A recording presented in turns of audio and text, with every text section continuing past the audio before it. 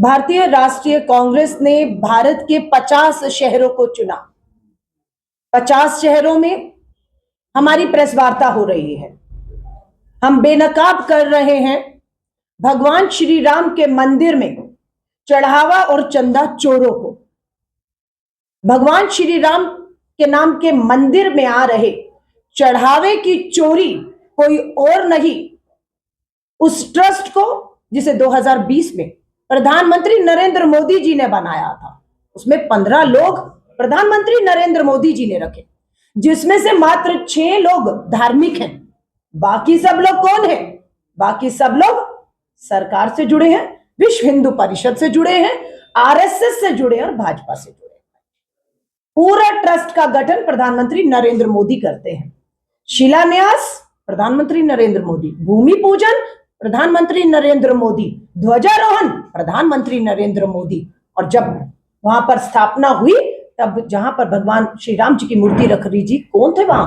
हमारे शंकराचार्य नहीं थे, उसमें खड़े थे मोहन भागवत, आरएसएस के प्रमुख उसमें खड़े थे, देश के प्रधानमंत्री नरेंद्र मोदी वहां उस समय खड़े थे, राजनीतिक आदमी मुख्यमंत्री उत्तर प्रदेश योगी आदित्यनाथ वहां खड़े थे, देश के गृह मंत्री अमित शाह, ये लोग और विश्व हिंदू परिषद के चंपत राय जिन पे ये भ्रष्टाचार के आरोप लग रहे, ये लोग खड़े थे।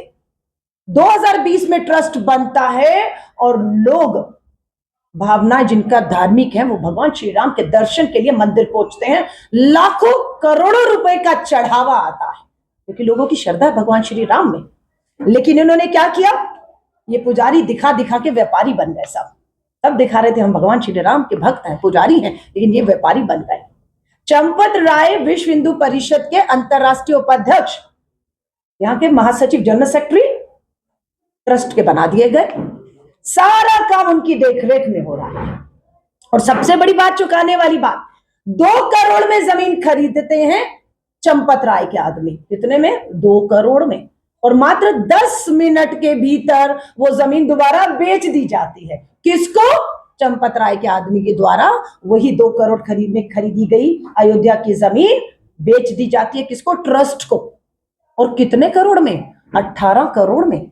18 करोड़ में 10 मिनट के अंदर 2 करोड़ की जमीन 18 करोड़ की ट्रस्ट की हो गई और ट्रस्ट ने 18 करोड़ दे दिए। ये हुआ है। बात सिर्फ ये नहीं है कि चंदा जब आया उसकी चोरी हुई, चढ़ावा जब आया उसकी चोरी इन्होंने की। जब भगवान श्री राम के मंदिर का निर्माण हो रहा था उसमें भी कमीशन खोरी की।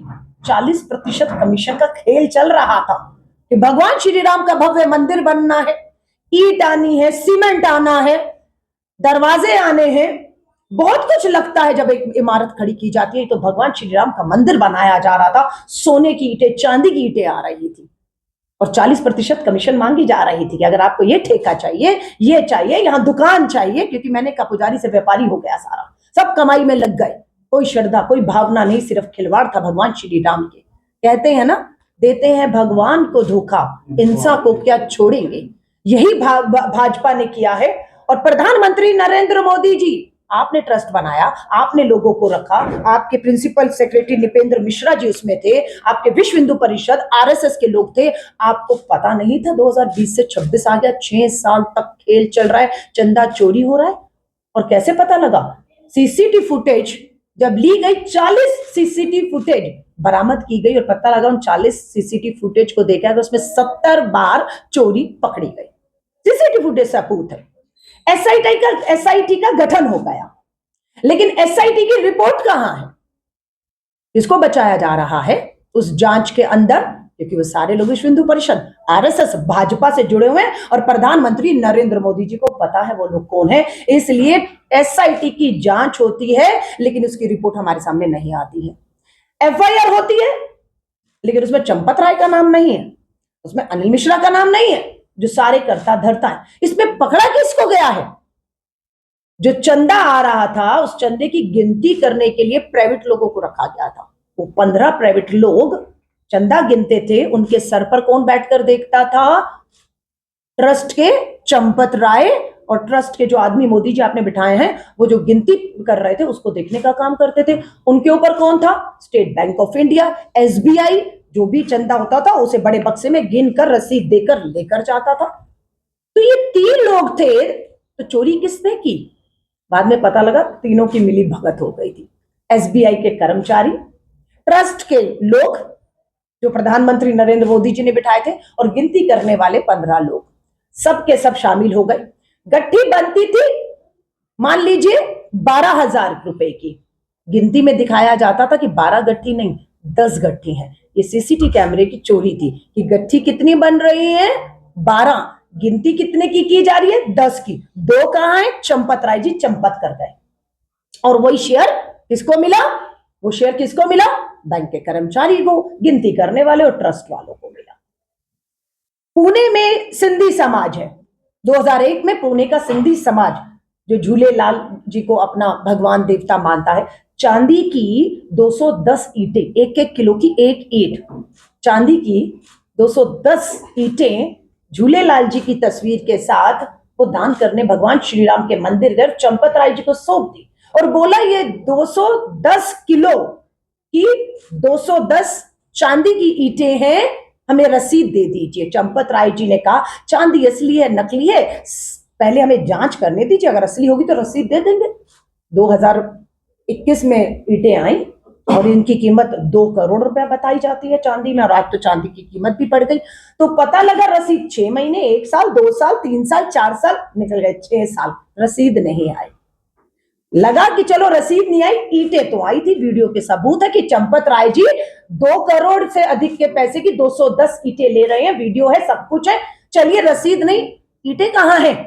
पता लगे ईंटें भी चंपत राय जी चंपत कर गए, बांट के खा गए सारी। कोई भगवान श्री राम के मंदिर में, एसबीआई के बैंक के लॉकर में, ताले में कहीं कुछ नहीं। हम लोग 21 जुलाई को भारत की राजधानी दिल्ली में चलो संसद के नारे के साथ पूरे देश की महिलाएं, हजारों की तादाद में पूरे देश से महिलाएं दिल्ली पहुंच रही हैं। 21 जुलाई को चलो संसद का नारा है। 33% महिला आरक्षण कानून, नारी शक्ति वंदन अधिनियम कानून 2023 पास करवाया, हमने करवाया, बहुमत से करवाया, लेकिन वो लागू नहीं होने दे रही केंद्र की भाजपा सरकार। और हमारा यही दबाव है, महिला आरक्षण कानून लागू करो, आज और अभी करो। 543 सीटें लोकसभा में है, आज और अभी करने का मतलब है जो नंबर है उसमें हमारी 183 महिलाओं के लिए सीट आरक्षित होती है और हम संसद पहुंचती हैं। और इसी में हमारी ओबीसी अति पिछड़ा वर्ग की बहनों को आरक्षण से बाहर रखा है, उन्हें भी शामिल करो। तो पेपर लीक का मामला है, महिला आरक्षण का मामला है, राजनाथ सिंह जी गृह मंत्री के तौर पे झूठ बोलने का मामला है, पेपर लीक पर धर्मेंद्र प्रधान के इस्तीफे की मांग है, एप्स्टीन फाइल में फंसे हरदीप पुरी जो पूरी तरह से कंप्रोमाइज अमेरिका के हाथों में खेल रहे हैं देश के प्रधानमंत्री। सीज फायर हुआ नहीं था पाकिस्तान और हिंदुस्तान की जब ऑपरेशन सिंदूर था, तो सीज फायर की घोषणा आपने नहीं, भारत में नहीं, अमेरिका में बैठे ट्रंप ने की थी। समझौते हुए थे आपने सीज फायर किया, आपने शहादत को छुपाया, आपने ट्रेड डील कर दी, आपने भारत का सौदा अमेरिका के साथ ट्रेड डील में किया, और आपने एप्स्टीन फाइल में जो घिनौनी फाइल है, नाबालिग बच्चों के से दुष्कर्म की फाइल है, जिसमें हरदीप पुरी का नाम आता है, और हरदीप पुरी खुद मानते हैं प्रेस कॉन्फ्रेंस में कि वो जाफरी एप्स्टीन से बहुत बार मिले हैं, वो उन्हें जानते थे। और वही फाइलों का लाभ उठाकर आज अमेरिका हमें दबाव देता है भारत को।